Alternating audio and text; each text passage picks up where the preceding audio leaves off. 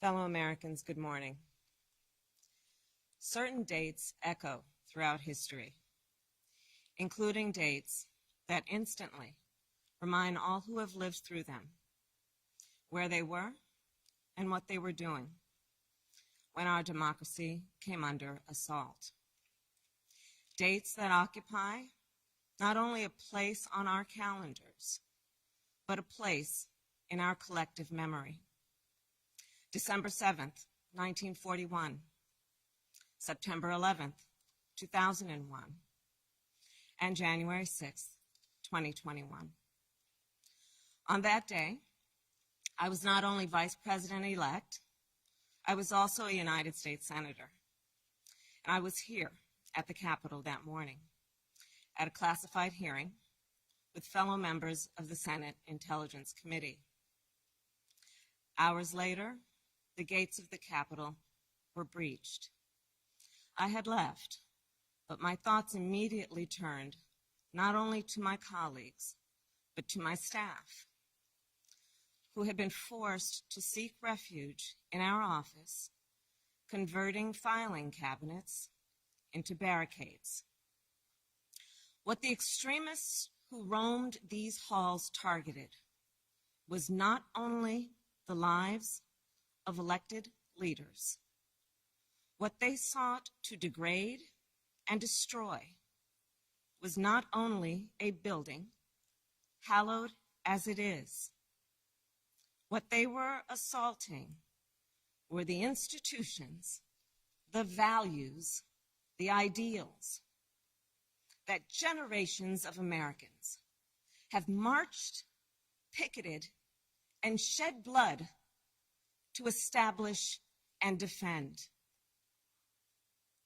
On January 6th, we all saw what our nation would look like if the forces who seek to dismantle our democracy are successful.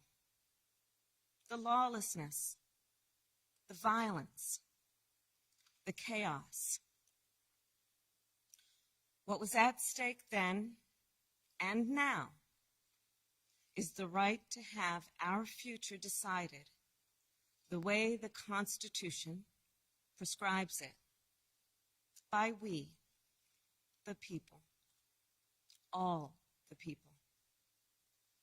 We cannot let our future be decided by those bent on silencing our voices, overturning our votes, and peddling lies and misinformation by some radical faction that may be newly resurgent, but whose roots run old and deep. When I meet with young people, they often ask about the state of our democracy, about January 6th.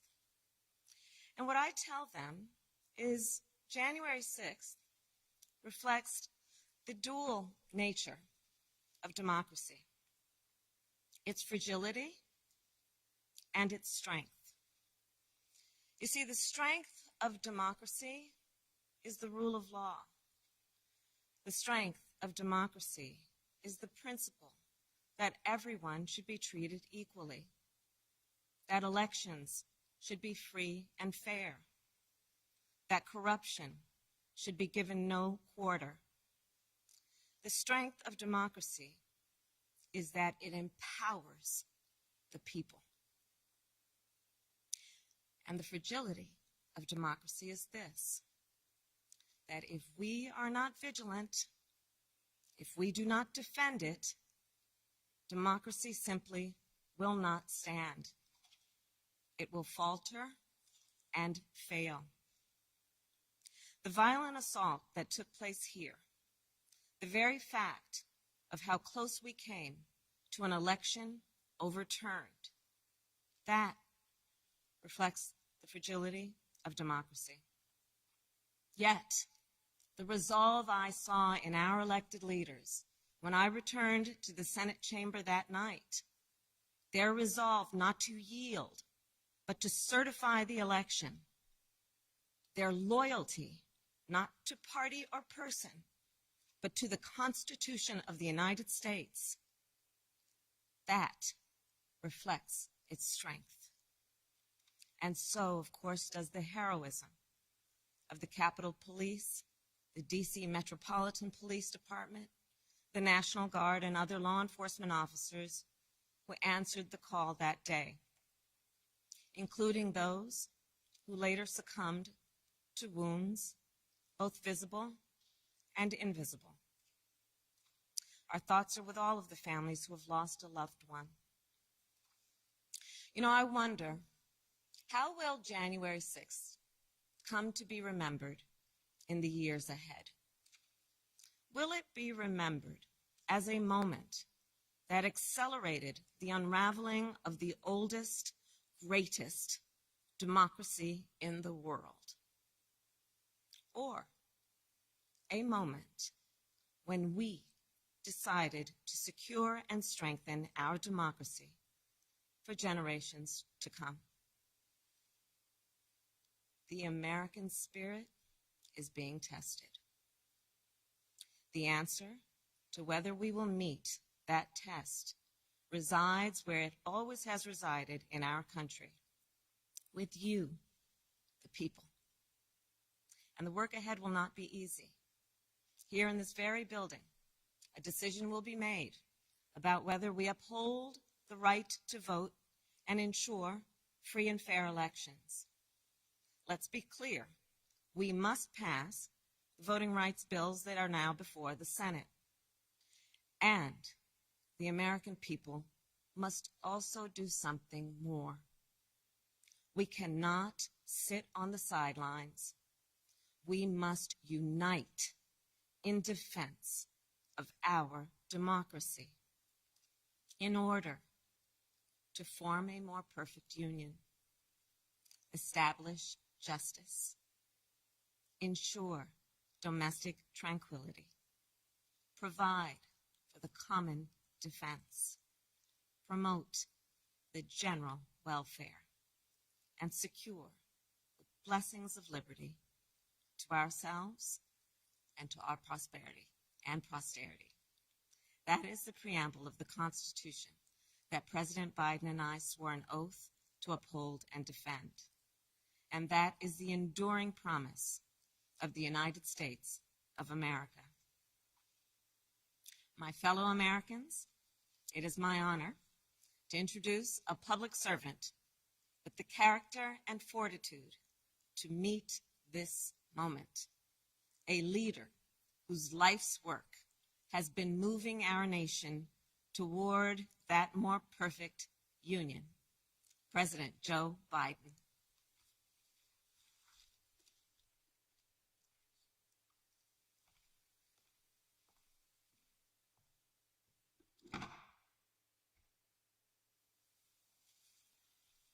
Madam Vice President, my fellow Americans, to state the obvious, 1 year ago today, in this sacred place, democracy was attacked, simply attacked.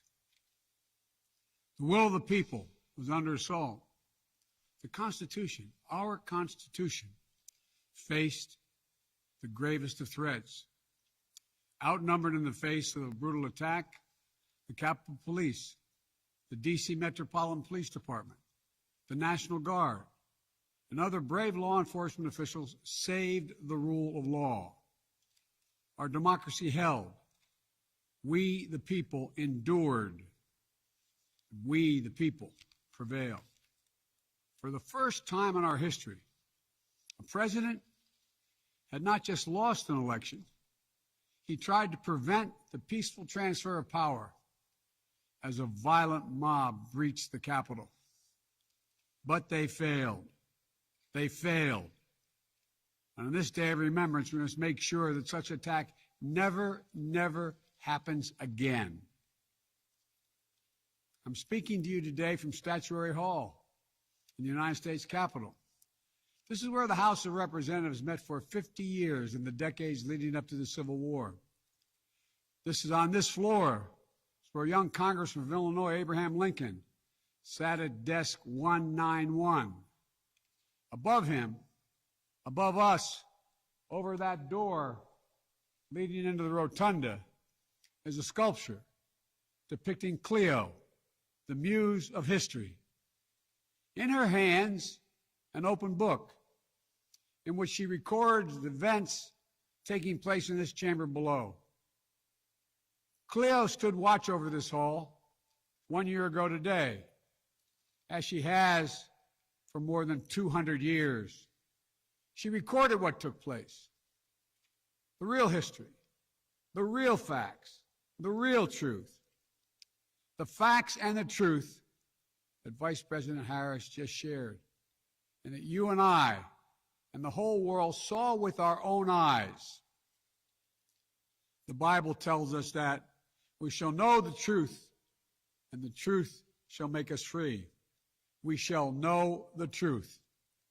Well, here is the God's truth about January 6, 2021. Close your eyes. Go back to that day. What do you see? Rioters rampaging, waving for the first time inside this Capitol Confederate flag that symbolized the cause to destroy America, to rip us apart. Even during the Civil War, that never, ever happened. But it happened here in 2021.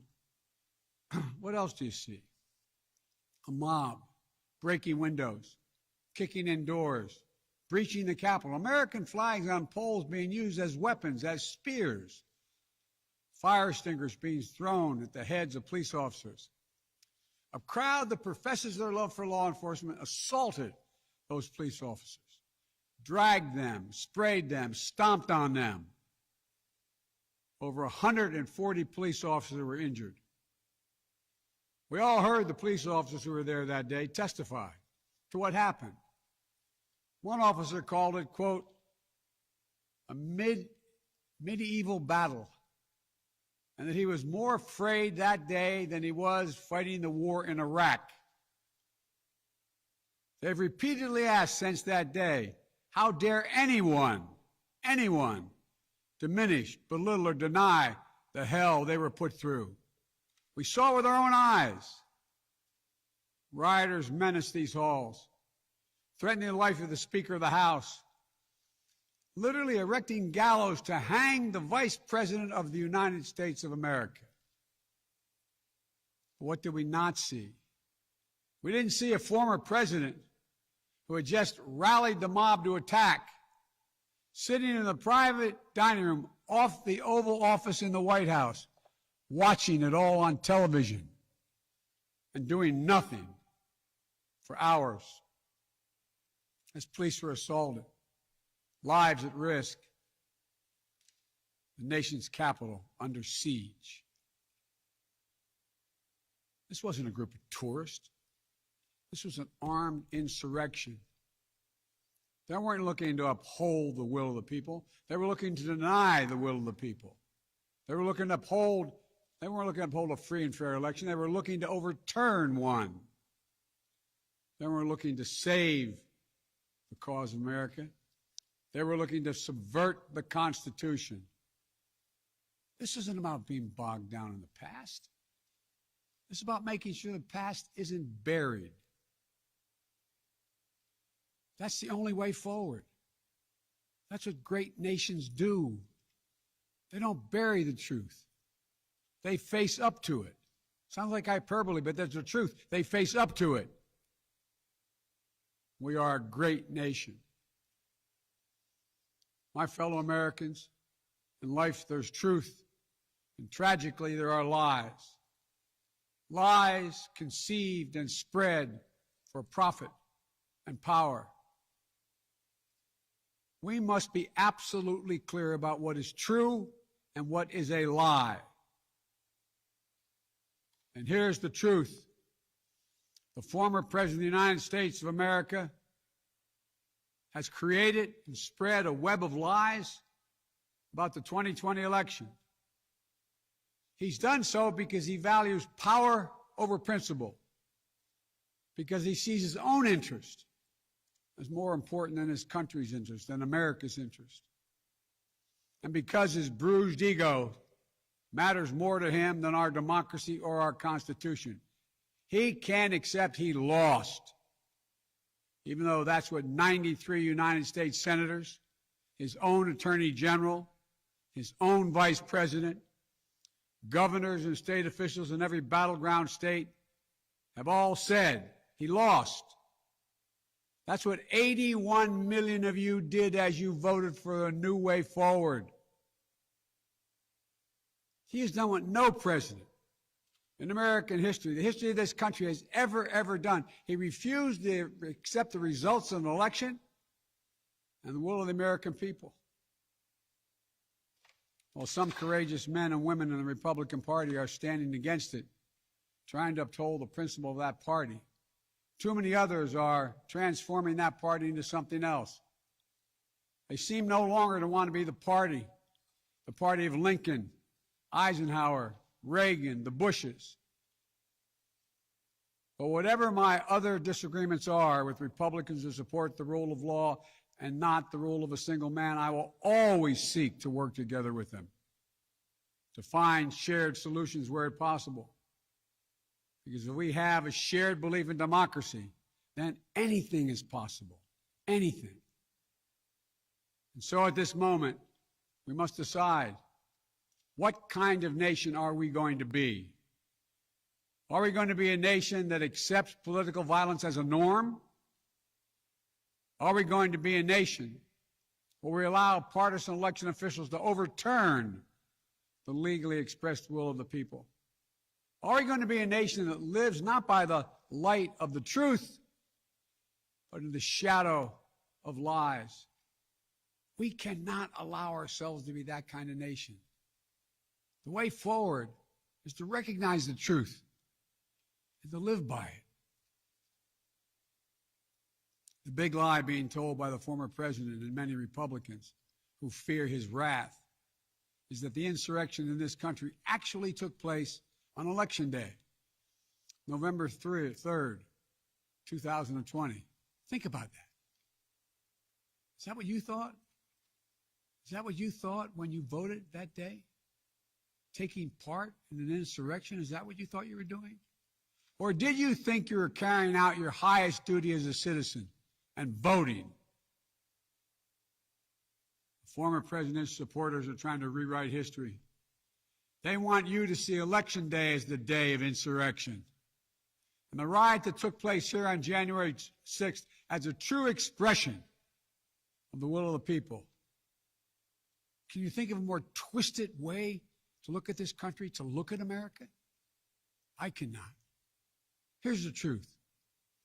The election of 2020 was the greatest demonstration of democracy in the history of this country. More of you voted in that election than have ever voted in all of American history. Over 150 million Americans went to the polls and voted that day. In a pandemic, some at great risk to their lives. They should be applauded, not attacked. Right now, in state after state, new laws are being written, not to protect the vote, but to deny it. Not only to suppress the vote, but to subvert it. Not to strengthen and protect our democracy, but because the former president lost, instead of looking at the election results from 2020 and saying they need new ideas or better ideas to win more votes, the former president and his supporters have decided the only way for them to win is to suppress your vote and subvert our elections. It's wrong. It's undemocratic. And frankly, it's un-American. The second big lie being told by the former president and his supporters is that the results of the election of 2020 can't be trusted. The truth is that no election in American history has been more closely scrutinized or more carefully counted. Every legal challenge questioning the results in every court in this country that could have been made was made and was rejected, often rejected by Republican-appointed judges, including judges appointed by the former president himself, from state courts to the United States Supreme Court. Recounts were undertaken in state after state. Georgia counted its results 3 times, with 1 recount by hand. Phony partisan audits were undertaken long after the election in several states. None changed the results. And in some of them, the irony is the margin of victory actually grew slightly. So let's speak plainly about what happened in 2020. Even before the first ballot was cast, the former president was preemptively sowing doubt about the election results. He built his lie over months. It wasn't based on any facts. He was just looking for an excuse, a pretext, to cover for the truth. He's not just a former president. He's a defeated former president. Defeated by a margin of over 7 million of your votes in a full and free and fair election. There is simply zero proof the election results were inaccurate. In fact, in every venue where evidence had to be produced, an oath to tell the truth had to be taken, the former president failed to make his case. Just think about this. The former president and his supporters have never been able to explain how they accept as accurate the other election results that took place on November 3rd. The elections for governor, United States Senate, House of Representatives. Elections which they closed the gap in the House. They challenged none of that. The president's name was first. Then we went down the line. Governors, senators, House of Representatives. Somehow those results are accurate on the same ballot. But the presidential race was flawed. And on the same ballot, the same day, cast by the same voters. The only difference, the former president didn't lose those races. He just lost the one that was his own. Finally, the third big lie being told by a former president and his supporters is that the mob who sought to impose their will through violence are the nation's true patriots. Is that what you thought when you looked at the mob ransacking the Capitol, destroying property, literally defecating in the hallways, rifling through the desks of senators and representatives, hunting down members of Congress? Patriots? Not in my view. To me, the true patriots were the more than 150 Americans who peacefully expressed their vote at the ballot box. The election workers who protected the integrity of the vote. And the heroes who defended this Capitol. You can't love your country only when you win. You can't obey the law only when it's convenient. You can't be patriotic when you embrace and enable lies. Those who stormed this Capitol, and those who instigated and incited, and those who called on them to do so, held a dagger at the throat of America, at American democracy. They didn't come here out of patriotism or principle. They came here in rage, not in service of America, but rather in service of one man. Those who incited the mob, the real plotters who were desperate to deny the certification of this election, defy the will of the voters. But their plot was foiled. Congressmen, Democrats and Republicans stayed. Senators, representatives, staff, they finished their work the Constitution demanded. They honored their oath to defend the Constitution against all enemies, foreign and domestic. Look, folks, now it's up to all of us, to we the people, to stand for the rule of law, preserve the flame of democracy, to keep the promise of America alive.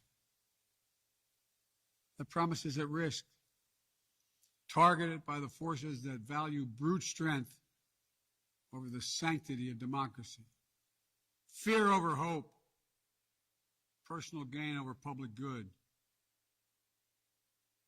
Make no mistake about it, we're living at an inflection point in history, both at home and abroad. We're engaged anew in a struggle between democracy and autocracy, between the aspirations of the many and the greed of the few, between the people's right of self-determination and self-seeking autocrat. From China to Russia and beyond, they're betting that democracy's days are numbered. They've actually told me democracy is too slow, too bogged down by division to succeed in today's rapidly changing, complicated world. And they're betting America will become more like them and less like us. They're betting that America is a place for the autocrat, the dictator, the strongman. I do not believe that. That is not who we are. That is not who we have ever been. And that is not who we should ever, ever be. Our founding fathers, as imperfect as they were, set in motion an experiment that changed the world, literally changed the world. Here in America, the people would rule. Power would be transferred peacefully, never at the tip of a spear or the barrel of a gun. They committed to paper an idea that they couldn't live up to, but an idea that couldn't be constrained. Yes, in America, all people are created equal. We reject the view that if you succeed, I fail. If you get ahead, I fall behind. If I hold you down, I somehow lift myself up. The former president who lies about this election and the mob that attacked this Capitol could not be further away from the core American values. They want to rule, or they will ruin. Ruin what our country fought for at Lexington and Concord, at Gettysburg and Omaha Beach, Seneca Falls, Selma, Alabama. What we were fighting for? The right to vote, the right to govern ourselves, the right to determine our own destiny. With rights come responsibilities. The responsibility to see each other as neighbors. Maybe we disagree with that neighbor, but they're not an adversary. Responsibility to accept defeat. Then get back in the arena and try again the next time to make your case. Responsibility to see that America is an idea. An idea requires vigilant stewardship. As we stand here today, 1 year since January 6, 2021, the lies that drove the anger and madness we saw in this place, they have not abated. So we have to be firm, resolute, and unyielding in our defense of the right to vote and to have that vote counted. Some have already made the ultimate sacrifice in this sacred effort. Jill and I have mourned police officers in this Capitol Rotunda not once but twice in the wake of January 6th. Once to honor Officer Brian Sicknick, who lost his life the day after the attack, and a second time to honor Officer Billy Evans, who lost his life defending this Capitol as well. We think about the others who lost their lives and were injured, and everyone living with the trauma of that day, from those defending this Capitol, to members of Congress in both parties and their staffs, to reporters, cafeteria workers, custodial workers, and their families. Don't kid yourself. The pain and scars from that day run deep. I've said it many times, and it's no more true or real when we think about the events of January 6th. We are in a battle for the soul of America. A battle that by the grace of God and the goodness and greatness of this nation, we will win. Believe me, I know how difficult democracy is, and I'm crystal clear about the threats America faces. But I also know that our darkest days can lead to light and hope. From the death and destruction, as the Vice President referenced in Pearl Harbor, came the triumph over the forces of fascism. From the brutality of Bloody Sunday on the Edmund Pettus Bridge came historic voting rights legislation. So now let's step up, write the next chapter in American history, where January 6th marks not the end of democracy, but the beginning of a renaissance of liberty and fair play. I did not seek this fight brought to this Capitol 1 year ago today, but I will not shrink from it either. I will stand in this breach. I will defend this nation, and I will allow no one to place a dagger at the throat of democracy. We will make sure the will of the people is heard, that the ballot prevails, not violence, that authority in this nation will always be peacefully transferred. I believe the power of the presidency and the purpose is to unite this nation, not divide it, to lift us up, not tear us apart, to be about us, not about me. Deep in the heart of America burns a flame, lit almost 250 years ago, of liberty, freedom, and equality. This is not a land of kings or dictators or autocrats. We're a nation of laws, of order, not chaos, of peace, not violence. Here in America, the people rule through the ballot, and their will prevails. So let us remember, together, we're one nation, under God, indivisible. That today, tomorrow, and forever at our best, we are the United States of America. God bless you all. May God protect our troops. And may God bless those who stand watch over our democracy.